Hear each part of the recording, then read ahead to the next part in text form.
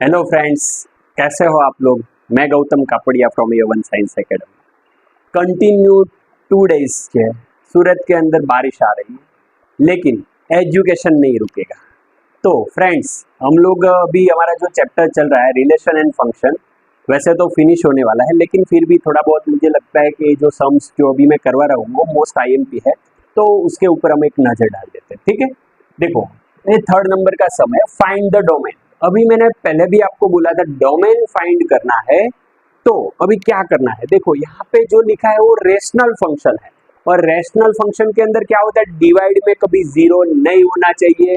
तो डिवाइड में जो भी लिखा है वो जीरो कब होता है वो पहले चेक कर लो, फिर जो वो आंसर आता है वो हमें आंसर में नहीं लेना है। तो डिवाइड में जो लिखा है x² minus 8x plus 12 equal to zero कब आता है वो पहले मैं चेक कर लेता हूँ। उसका मतलब मैंने क्या किया, यहाँ पे उसका मुझे फैक्टर करना पड़ेगा। तो फैक्टर कैसे करोगे, फैक्टर आप कैसे करोगे, यहाँ पे कुछ नहीं है तो 1 और यहाँ पे 12। 12 कब आता है, 6 2 जा, तो 8 की जगह पे 6 एंड 2 लिख सकते हैं। ठीक है, x² minus 6x minus 2x, ये दोनों का आप प्लस करोगे तो माइनस 8x आपको मिल जाएगा। ओके, प्लस 12, दो दो की पेयर बना दो, ये दोनों में से x कॉमन निकल रहा है तो x माइनस 6, यहाँ से -2 को कॉमन निकालो, यहाँ पे x बचेगा। माइनस कॉमन निकाला है इसीलिए जो प्लस साइन है वो चेंज हो जाएगी, वो माइनस हो जाएगी। 2 कॉमन निकाला है तो यहाँ पे 6 बचेगा, राइट, इक्वल टू 0। एक ब्रैकेट, दोनों ब्रैकेट सेम है, उसका मतलब हमारा फैक्टर सही है। एक ब्रैकेट के अंदर x माइनस 6 आएगा, दूसरे के अंदर x माइनस 2 आएगा, राइट।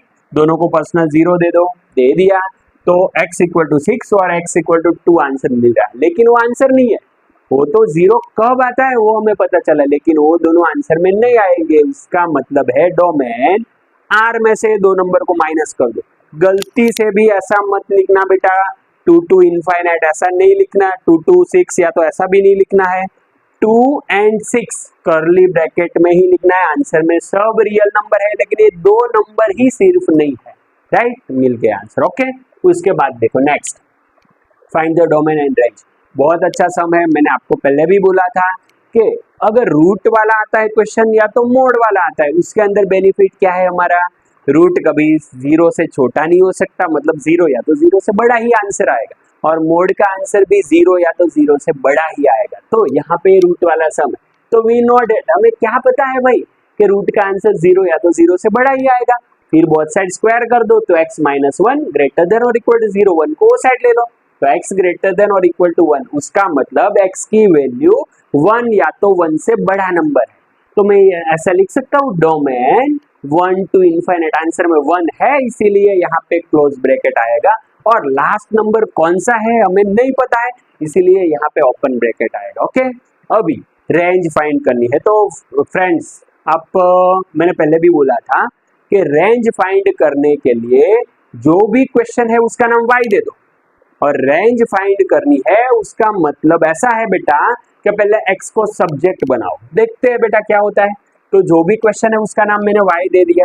ओके, तो y इक्वल टू ये रूट वाला स्टेप मैं लिख सकता हूँ, उसमें से x को सब्जेक्ट बनाओ, किसको, x को। रेंज फाइंड करनी है उसका मतलब ऐसा है x को सब्जेक्ट बनाना है। ओके, तो बोथ साइड स्क्वायर कर दो, y² इक्वल टू ये रूट उड़ जाएगा x माइनस 1, x को सिंगल करो, -1 को ए साइड लेके आया तो y² प्लस 1 हो गया इक्वल टू x। अभी x इक्वल टू देखो ये सब्जेक्ट बन गया x, तो अभी मुझे पता है x की वैल्यू 1 या तो 1 से बड़ी है, x की वैल्यू 1 या तो 1 से बड़ा नंबर आएगा। तो मैं यहाँ पे ये जो भी लिखा है y² प्लस 1 वो भी 1 या तो 1 से बड़ा लिख सकता हूँ, राइट। तो देखो मैंने यही लिख दिया y² प्लस 1, उसका आंसर भी 1 या तो 1 से बड़ा है, तो 1 को वो साइड लेके जाओ तो 1 माइनस 1 0 हो जाएगा। इसका मतलब ऐसा हुआ कि y² ग्रेटर देन और इक्वल टू 0, उसका मतलब ऐसा है y ग्रेटर देन और इक्वल टू 0, तो y की वैल्यू भी 0 या तो 0 से बड़ा नंबर ही आता है, तो उसको ऐसे लिख सकते हैं range 0 to infinite. Okay, finish. उसके बाद देखो नेक्स्ट 5 नंबर का sum, find the domain and range. ये मोड वाला सम है, बहुत खुशी की बात है, f of x equal to mod के अंदर x माइनस 1। देखो मोड है उसका मतलब मैं x की जगह पे कुछ भी रख सकता हूँ, यस और नो। तो देखो x की जगह पे कुछ भी रख सकते हो, उसका मतलब डोमेन कुछ भी आएगा, कुछ भी मतलब क्या, रियल नंबर। तो यहाँ पे वही तो लिखा है, it is clear that f is defined for every real number, तो x बिलोंग्स टू R उसका मतलब ऐसा हुआ बेटा कि डोमेन में आर लिख सकता हूं। अभी आपको पता है, अभी तो मैंने बोला है कि मोड आया मतलब खुशी की बात है, मोड का आंसर 0 या तो 0 से बड़ा नंबर ही आएगा। तो देखो वी नो डेट मोड का आंसर 0 या तो 0 से बड़ा, लेकिन हमारा एक क्वेश्चन नहीं है, हमारा क्वेश्चन ऐसा है कि मोड के अंदर x-1 उसका आंसर 0 या तो 0 से बड़ा नंबर, लेकिन 0 या तो 0 से बड़ा तो कहां तक, इनफाइनाइट तक। तो मैं ऐसे लिख सकता हूँ 0 लेस देन और equal to mod x-1 less than infinite. यहाँ पे इक्वल टू नहीं आएगा, वो याद रखिएगा। तो मोड मतलब क्या है, f(x), तो रेंज फाइनली हमें मिल गई 0 टू इनफाइनाइट, 0 आंसर में आएगा, राइट। ओके, तो मॉड्यूलस फंक्शन का भी हमें आंसर मिल गया। तो स्टूडेंट आपको ऐसे ही याद रखना है, एक क्वेश्चन बहुत सिंपल है, IMP भी है, आप 1-2 बार देखोगे पता चल जाएगा। Okay, thank you very much.